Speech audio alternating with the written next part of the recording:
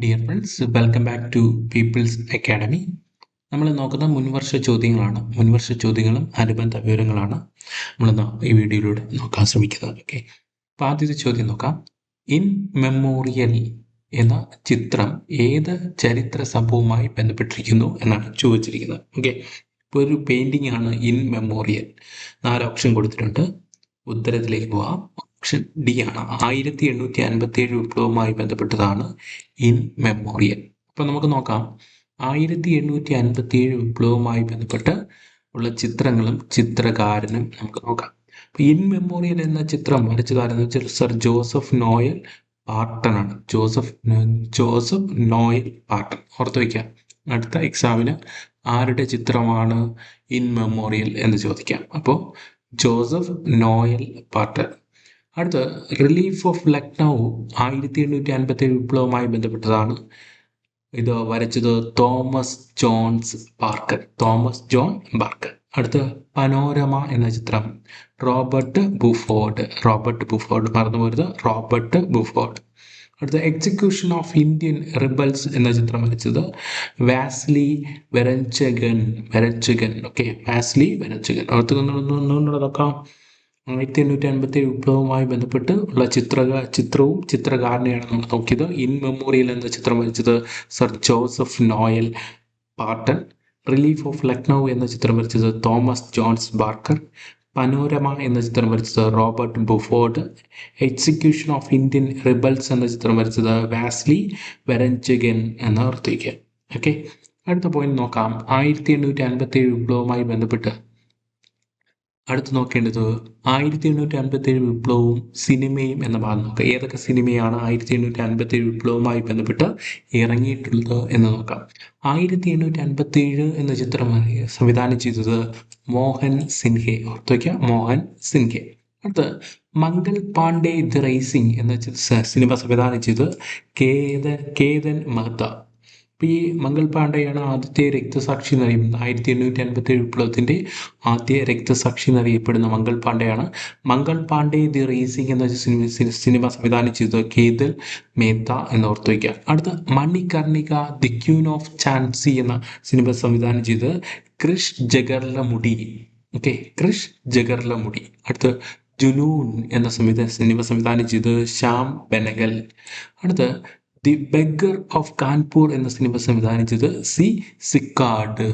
Okay, അപ്പോൾ അടുത്ത് നോക്കേണ്ടത് 1857 വിപ്ലവവുമായി ബന്ധപ്പെട്ടുള്ള എഴുത്തുകാർ. അത് കൃതികളും അതിൻ്റെ എഴുത്തുകാരുമാണ് നോക്കേണ്ടത്. ഝാൻസി റാണി എന്ന കൃതി എഴുതിയത് മഹാശ്വേത ദേവി. ഇത് ഓൾറെഡി PSC ചോദിച്ചു കഴിഞ്ഞ ചോദ്യമാണ്. അടുത്ത് അമൃതം തേടി എന്ന കൃതി മലയാറ്റൂർ രാമകൃഷ്ണനാണ്. ഇതും ഓൾറെഡി ചോദിച്ചു കഴിഞ്ഞതാണ്. അടുത്ത് എ ഫ്ലൈറ്റ് ഓഫ് പീജിയൻസ് എന്ന കൃതി ഇത് റസ്കിൻ ബോണ്ട്. 1857 വിപ്ലവവുമായി ബന്ധപ്പെട്ട കൃതിയാണ്. അടുത്ത മാത്സ്യ പ്രവാസ് എന്ന കൃതി എഴുതിയത് വിഷ്ണു ഭട്ട് ഗോഡ്സെ. ദ ലാസ്റ്റ് മുഗൾസ് എന്ന കൃതി എഴുതിയത് വില്യം ഡാറിംബൽ. ഇപ്പോൾ ഒന്നുകൂടെ 1857 വിപ്ലവവുമായി ബന്ധപ്പെട്ട സിനിമയും അതിൻ്റെ സംവിധായകനും 1857 എന്ന സിനിമ സംവിധാനം ചെയ്തത് മോഹൻ സിൻഹ. മംഗൾ പാണ്ഡെ ദി റൈസിംഗ് എന്ന സിനിമ സംവിധാനം ചെയ്തത് Ketan Mehta. Manikarnika the queen of Jhansi എന്ന സിനിമ സംവിധാനം ചെയ്തത് ക്രിഷ് ജഗർലമുടി. ജൂനൂർ എന്ന സിനിമ സംവിധാനം ചെയ്തത് Shyam Benegal. The beggar of Kanpur എന്ന സിനിമ സംവിധാനം ചെയ്തത് സിക്കാർഡ്. അടുത്ത 1857 വിപ്ലവവും അത് ബന്ധപ്പെട്ട കൃതിയും അതിൻ്റെ എഴുത്തുകാരാണ്. ഝാൻസി റാണി എന്ന കൃതി എഴുതിയത് മഹാശ്വേത ദേവി. അമൃതം തേടി എന്ന കൃതി എഴുതിയത് മലയാറ്റൂർ.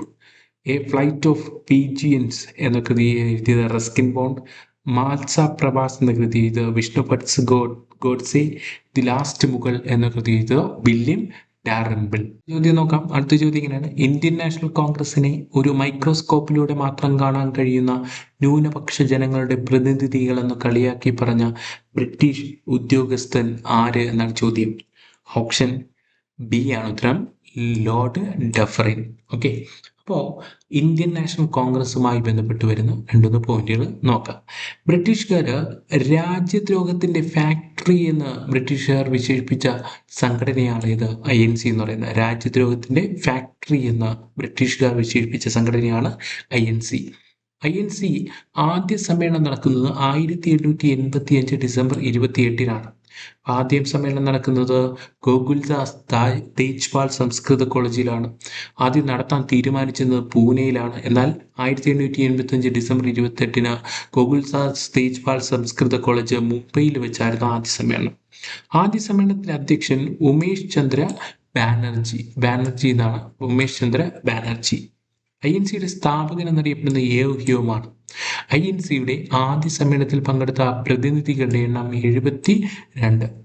INCയുടെ ഒന്നാം സമ്മേളനത്തിൽ പങ്കെടുത്ത 2 മുസ്ലിം ഉണ്ടായിരുന്നു. രജിസ്റ്റേർഡ് മുസ്ലിം മെമ്പേഴ്സ് എത്രയെന്ന് ചോദിച്ചാൽ 2 പേരാണ്.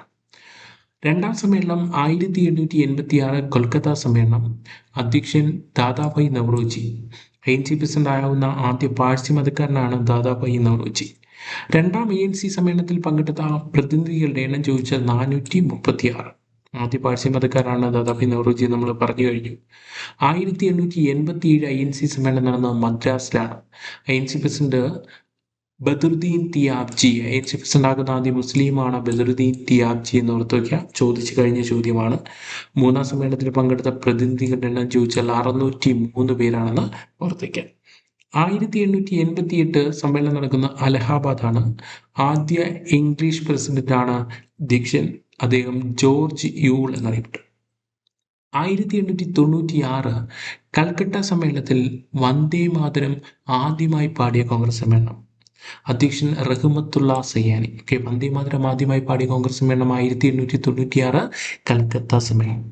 അടുത്ത 1897 പ്രധാനപ്പെട്ട ഒരു സംഭവമാണ് അമരാവതി സമ്മേളനം. ചേറ്റൂർ ശങ്കരൻ നായർ INC പ്രസിഡന്റായ സമ്മേളനമാണ്.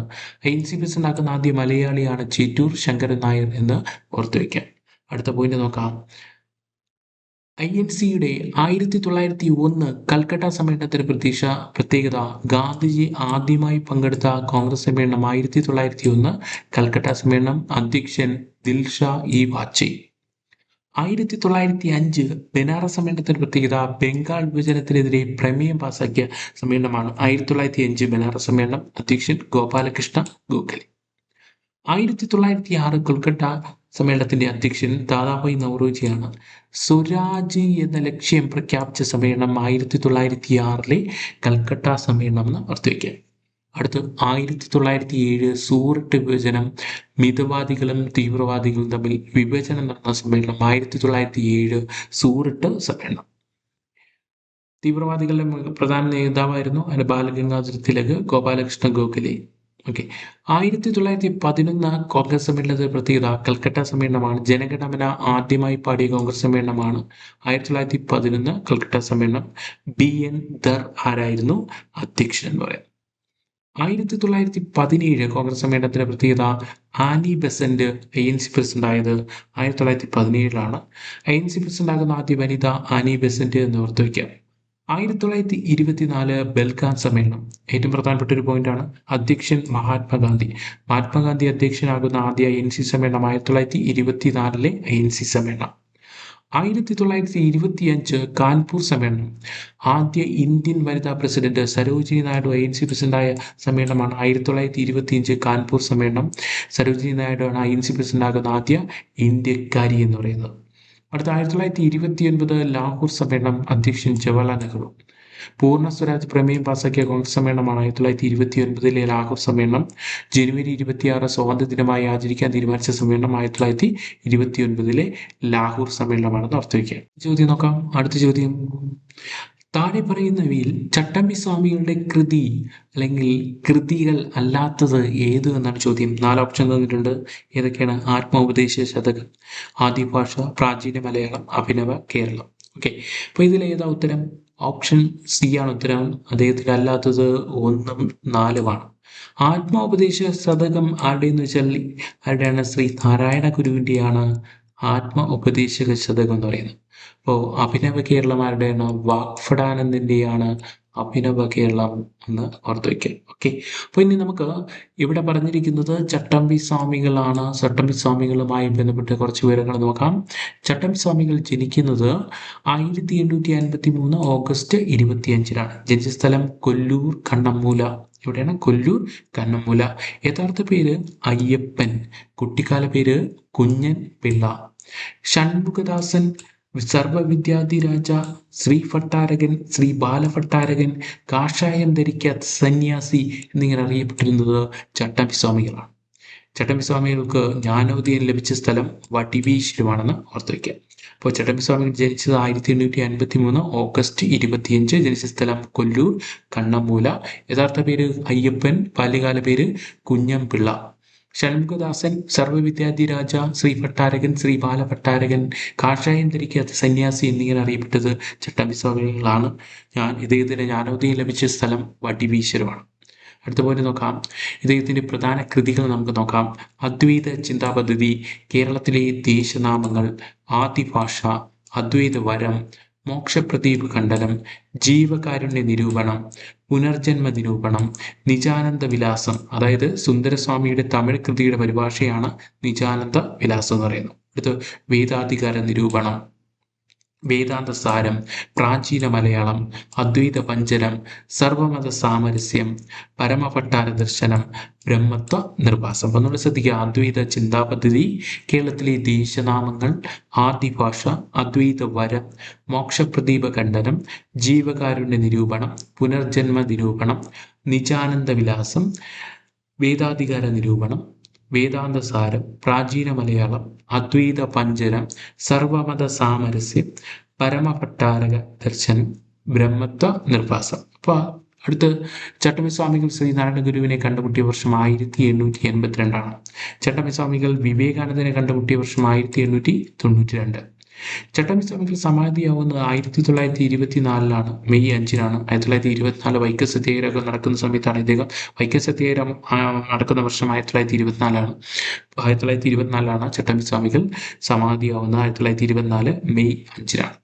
ചട്ടമ്പിസ്വാമി സ്മാരകം സ്ഥിതി ചെയ്യുന്നത് പന്മനയാണെന്ന് ഓർത്തു വയ്ക്കുക. ഓക്കെ, അടുത്ത ചോദ്യം നോക്കാം. ദേശീയ ജലപാത 3ന്റെ ആകെ ദൈർഘ്യം എത്ര എന്നാണ് ചോദിച്ചിരിക്കുന്നത്. ഓപ്ഷൻ 4 ഓപ്ഷൻ കൊടുത്തിട്ടുണ്ട്. ഏതാ ഉത്തരം? ഓപ്ഷൻ ഡി ആണ്, 205 കിലോമീറ്റർ. ഓക്കെ, അപ്പോൾ ദേശീയ ജലപാതയുമായി ബന്ധപ്പെട്ട ചോദ്യങ്ങൾ സ്ഥിരമായിട്ട് വരുന്നുണ്ട്. അപ്പോൾ നമുക്ക് ഓരോന്നായിട്ട് നോക്കാം. ദേശീയ ജലപാത 1 NW1 എന്ന് പറയുന്നത് പ്രയാഗ്രാജ് ഹാൽഡിയ. നമ്മൾ മുമ്പ് പഠിച്ചിരുന്നത് അലഹാബാദ് ഹാൽഡിയ എന്നാണ്.